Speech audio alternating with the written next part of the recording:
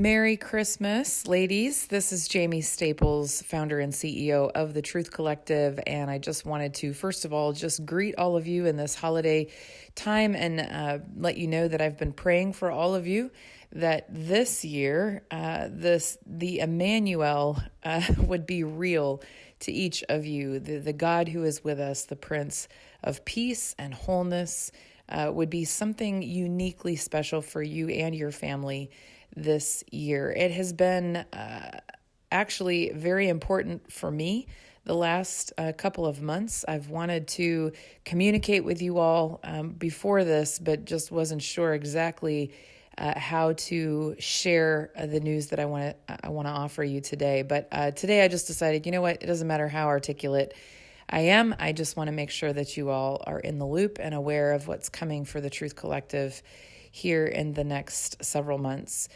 As I said, the presence of God and the hope of triune healing has been super important to me the last several weeks. In September, I went to have my annual mammogram, and there was a lump detected.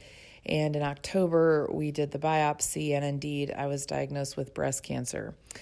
This actually, in some strange way, has been a gift, a beautiful gift, actually in a number of ways. But predominantly, I can tell you that while it's never easy to wrestle with staring something like disease in the face, there's actually been a sense for me that God is yet taking me to another classroom in this university of learning that I've been on for the last several years regarding trauma healing, regarding this notion of triune healing that's been especially on the forefront of my mind.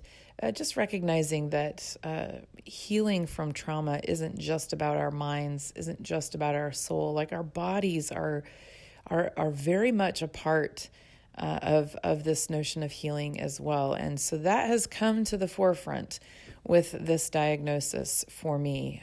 The way that a diagnosis can potentially implant lies, identity lies, how fear can take over. But I just want to tell you that I have been so blessed by the prayers and the support of my close circle, and I have just been experiencing the most crazy kind of peace throughout this whole time. Nonetheless, it does require some evaluation, and with the Truth Collective being a very small, predominantly volunteer-based organization, and for me staring down a pretty significant lifestyle adjustment over the next several months as I work out my treatment plan, it has come to the place where I needed to decide to put the Truth Collective in what we're referring to as hibernation mode. Basically, what that means is we're not going to be receiving donations. We're not going to be actively building new curriculums, materials, products, anything. We're not going to be proactively building and constructing as we have been for the last several years. I don't know exactly how long that's going to last. I would say a minimum of 4 months, just so I can get, clearly on the other side of my treatment and see clearly what my life is going to look like, at least for the next 5 years as we pray and believe for full remission on this. So I wish I could give you more details, but this is the thing I want you to know for sure. As I prayed to the Lord about this, what does this mean for me? What does it mean for the ministry as a whole? I can honestly tell you there was nothing in his response that gave me any sort of indication that we would be sidelining our ministry of triune trauma healing. I don't know what it will look like when we come out of this hibernation period.